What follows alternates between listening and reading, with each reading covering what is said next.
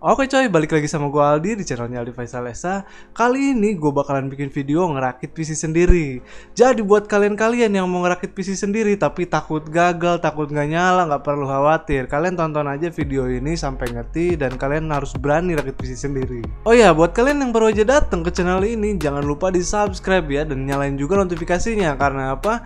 Karena setiap hari Kamis gue bakalan upload terus ya. Jadi gue bakalan update terus video di konten ini. Video di channel ini. So lu pastiin subscribe dan nyalain notifikasinya supaya nggak ketinggalan updatean video dari gua. Oh ya, mohon maaf banget buat minggu kemarin gua nggak upload video karena apa ya? Karena kerjaan gua tuh lagi sibuk-sibuknya, bro.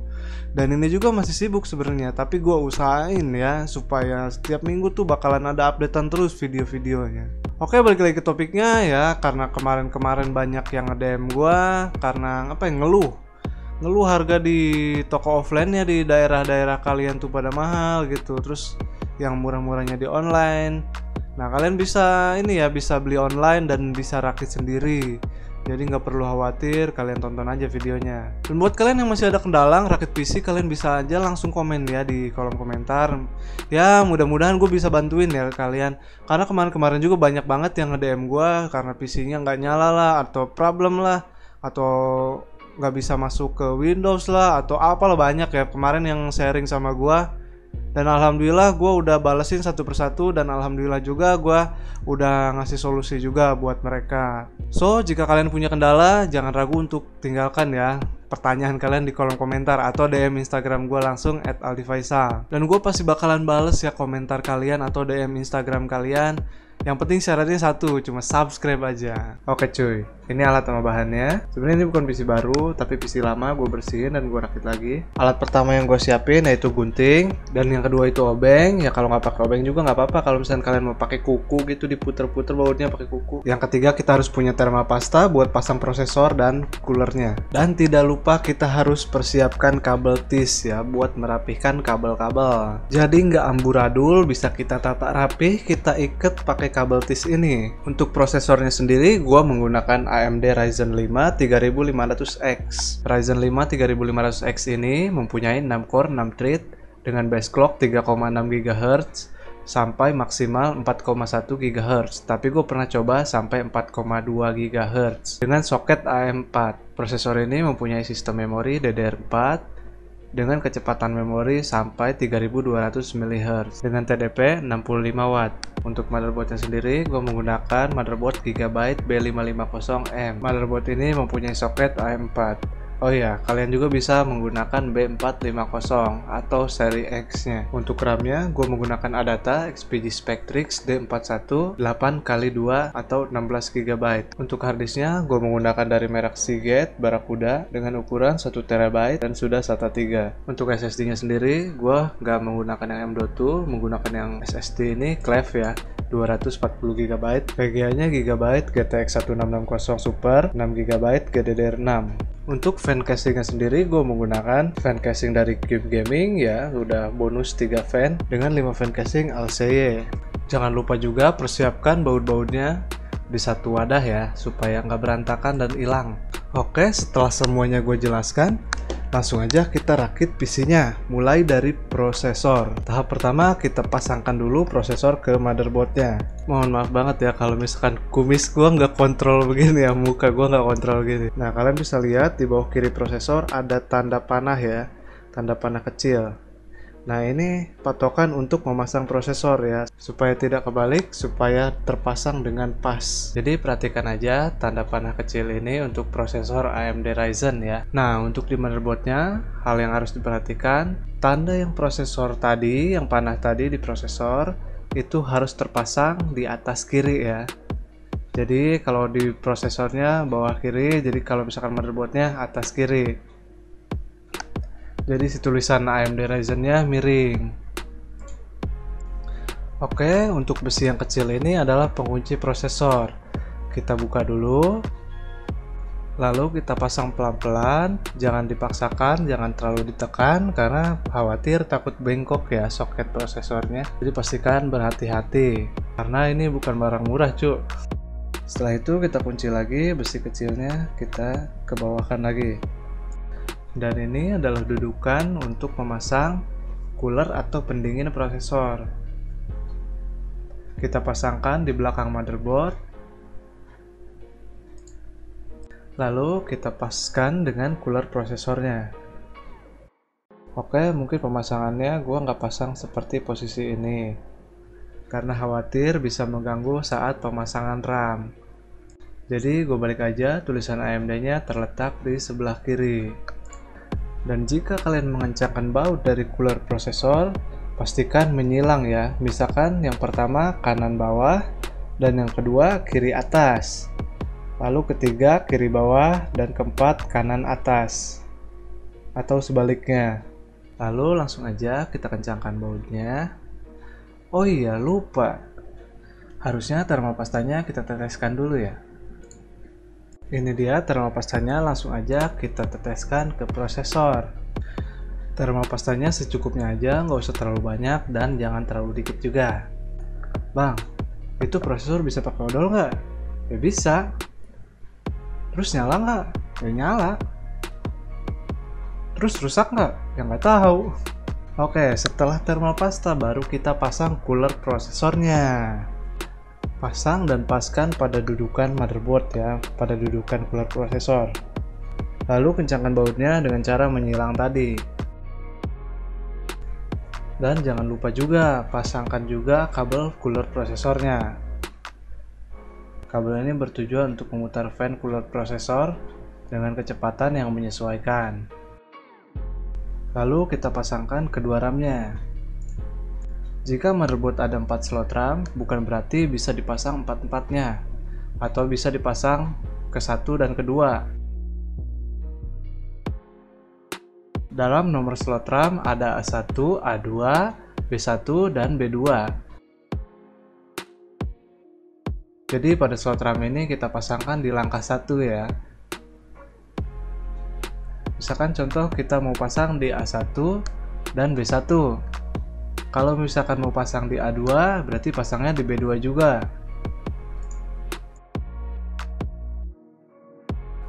Lalu pastikan si slot RAM-nya tidak terbalik juga.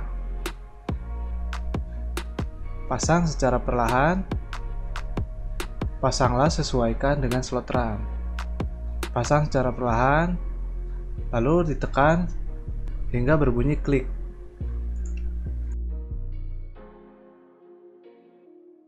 Lalu ini adalah dudukan motherboardnya.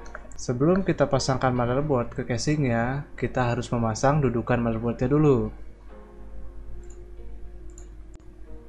Pastikan memasangnya tidak terbalik, dan pastikan memasangnya seperti ini ke dalam casing.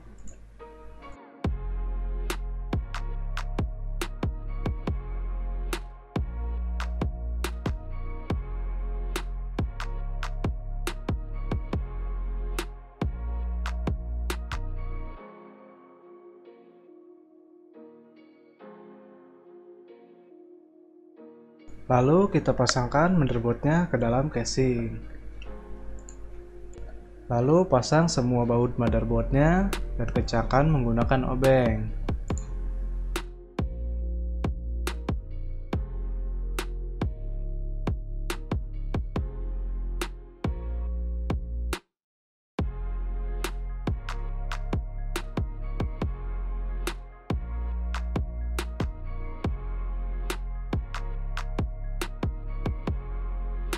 Lalu setelah itu pasang fan casingnya. Pasang keseluruhan fan casingnya sesuai keinginan kita. Jangan lupa sebelum memasang fan casing kita harus menjalurkan kabelnya dahulu agar terlihat lebih rapi dan tidak bikin pusing. Lalu kita pasangkan bautnya.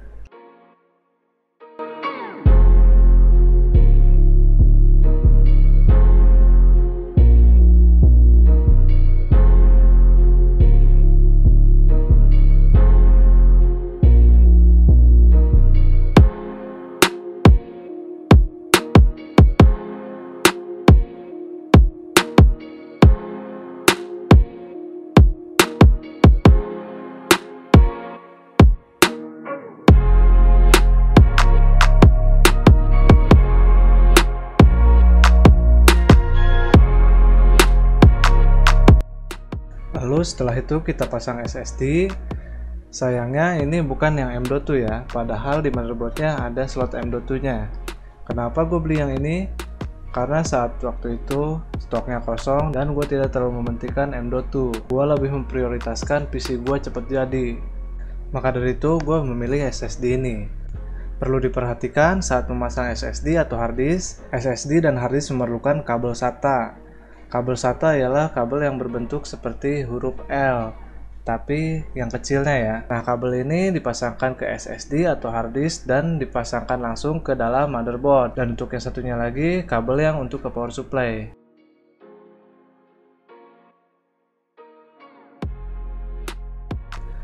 Oke, langsung saja kita baut SSD-nya ke dalam casing, lalu kita jalurkan kabel SATA-nya ke motherboard. Colokkan langsung ke soket SATA-nya.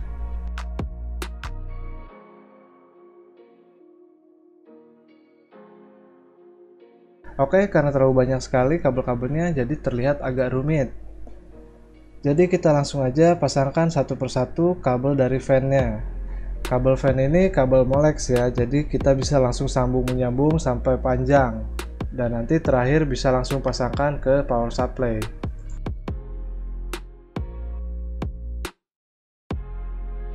Oke, setelah itu kita pisahkan satu persatu, yang mana kabel fan kita ikat, pisahkan. Yang mana kabel dari casing kita pisahkan, dan yang lainnya. Hal ini dilakukan agar tidak terlalu rumit dan tidak pusing ya lihatnya. Oke, setelah itu kita pasangkan harddisknya. Untuk pemasangan harddisk ini sama aja kayak pemasangan SSD tadi. Karena SSD-nya belum M.2, jadi harus menggunakan kabel SATA juga dan kabel dari power supply. Dan ini adalah bentuk dari kabel SATA yang keduanya.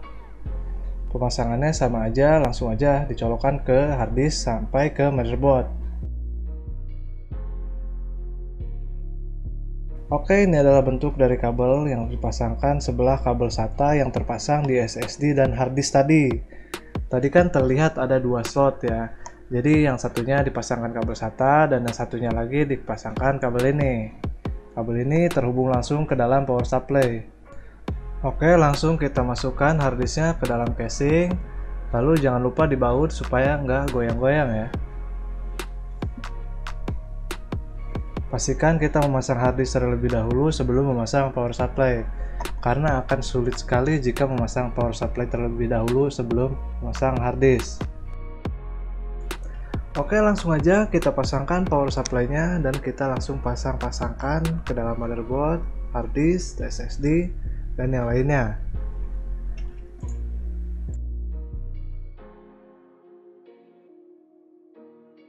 Dan ini adalah bentuk kabel yang akan dipasangkan ke dalam harddisk dan SSD tadi. Langsung aja kita pasangkan.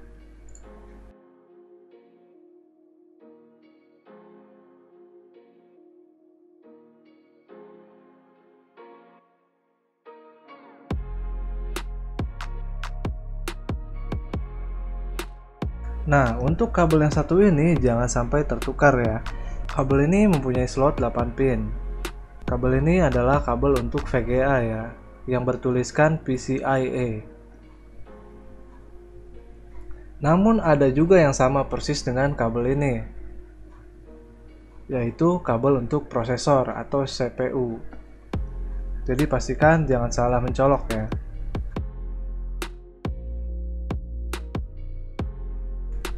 Dan kabel yang ini adalah kabel Molex. Kabel Molex ini yang harus kita pasangkan ke dalam fan casing tadi. Jadi langsung aja sambung di belakangnya hingga panjang. Jadi dalam power supply ini terdapat sekali banyak kabel-kabel yang bertujuan untuk menghantarkan listrik ke dalam masing-masing komponen. Jadi pastinya soketnya berbeda-beda karena arus listrik yang dibutuhkan setiap komponen itu berbeda-beda juga. Dan soket yang pinnya banyak ini adalah kabel yang akan dihubungkan ke dalam motherboard yang bertujuan untuk mengalirkan aliran listrik ke dalam motherboard.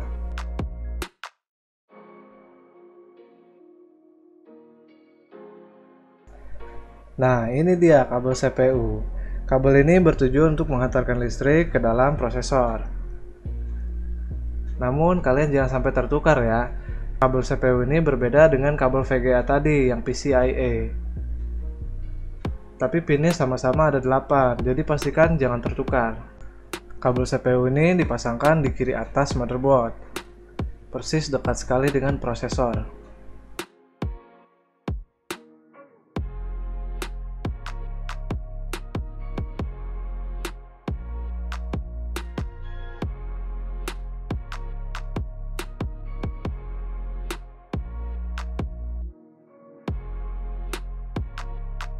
Oke, setelah itu kita pasang aja langsung kabel-kabel casing ke dalam motherboard. Kita rapikan terlebih dahulu, kita jalurkan dulu kabel-kabelnya, baru kita pasang satu persatu.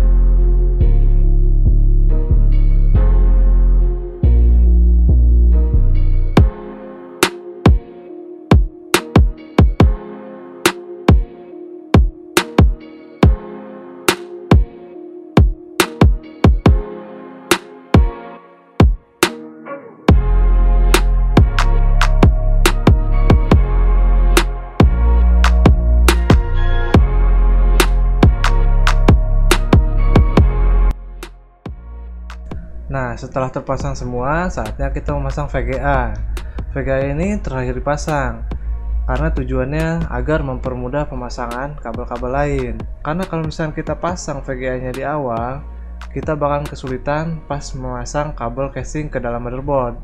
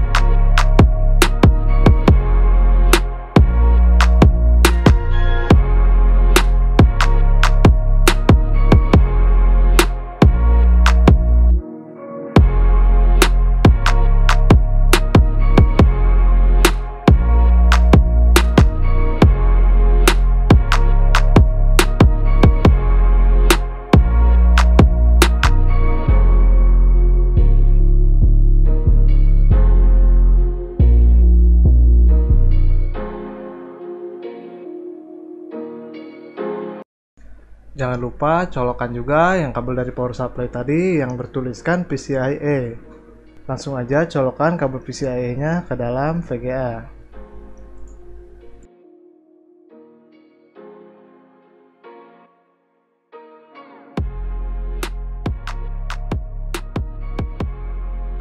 Nah, setelah itu baru kita menggunakan kabel TIS tadi. Kabel TIS ini sangat sekali diperlukan saat kita merapikan kabel-kabel agar tidak terlihat rumit, dan kalau misalkan ada kendala, kita memperbaikinya juga lebih mudah.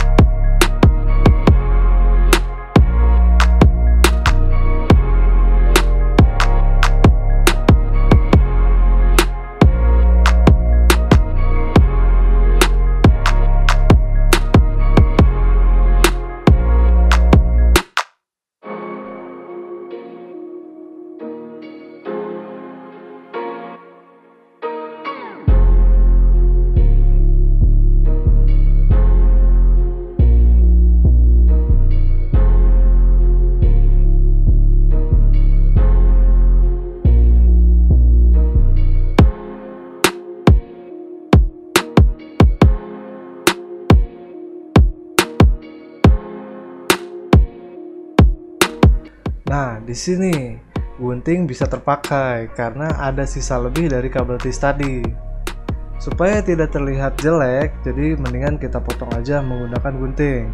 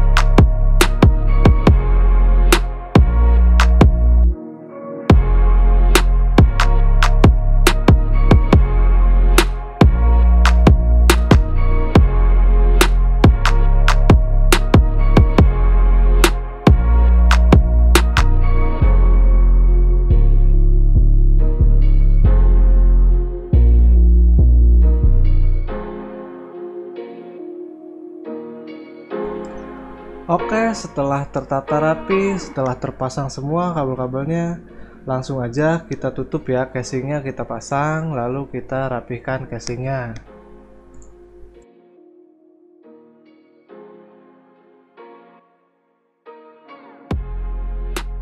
Untuk casing yang sebelah kiri ini memang agak sulit sekali ditutupnya.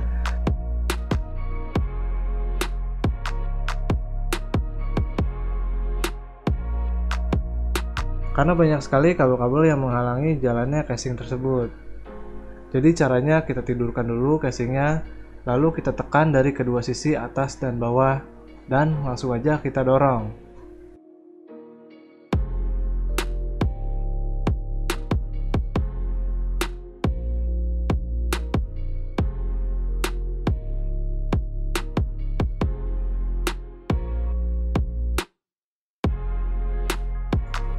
Setelah itu kita pasang aja casing depannya. Casing ini nggak perlu dibaut lagi depannya, tapi nggak tahu ya kalau misalkan casing yang lain mungkin berbeda-beda, mungkin ada bautnya, jadi lebih berhati-hati untuk bongkar pasangnya, takut ada yang patah.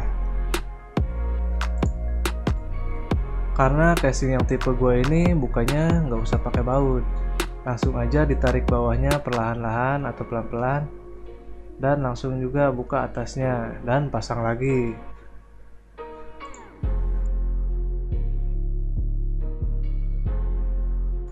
Setelah itu kita pasangkan tempered glassnya.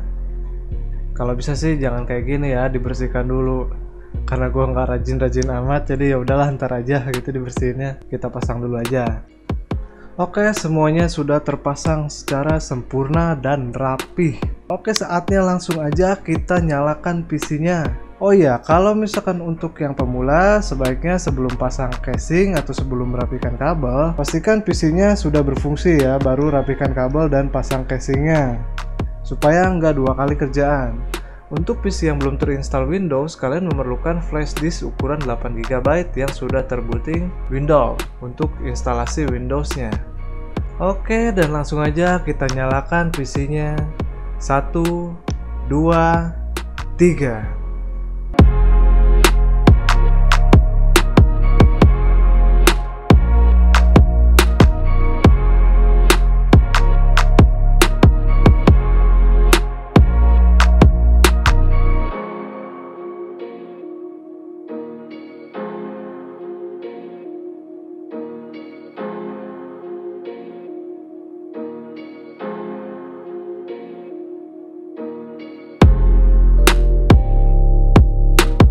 Oke, gimana menurut kalian? Kalian udah bener-bener paham belum dengan tutorial yang gue buat ini? Terus bener-bener ngerti nggak gitu? Terus kalau misalkan kalian udah ngerakit nih, udah nyobain, kalian udah bisa nyalain nggak PC-nya? Udah normal belum PC-nya? Kalau misalkan masih ada kendala atau ya masih nggak work ya, PC-nya masih belum nyala gitu, masih belum sesuai harapan, kalian bisa langsung aja komen. Kalian bisa langsung aja komen di kolom komentar atau DM Instagram gue. Oke, jadi jangan ragu-ragu, gue pasti bakalan bales. Yang penting subscribe aja. Bang, gue udah subscribe, jangan lupa dibales. Oke, gue langsung bales kok, tenang aja. So, jadi nggak usah berlama-lama lagi karena durasi juga udah cukup panjang banget. Thank you banget yang udah nonton sampai habis. Thank you banget yang udah subscribe. Thank you banget buat kalian yang udah dukung gue sampai sekarang ini. Oke, semoga kalian sehat selalu. Gue Aldi Faisal, gue izin pamit dulu. Thank you.